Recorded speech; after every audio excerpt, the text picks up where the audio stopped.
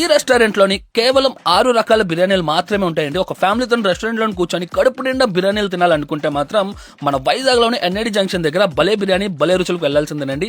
మన ఫాలోవర్స్ లో నుంచి ఒక ఇద్దరు ఫ్యామిలీని అయితే ఇన్వైట్ చేశాను. చూసారు కదా ఎంత తక్కువ రేట్లో ఉన్నాయి ఒక రెస్టారెంట్ లోని. రెస్టారెంట్ కూడా సింపుల్ గా ఉంటుందండి, హ్యాపీగా కూర్చొని మీరు తినొచ్చు.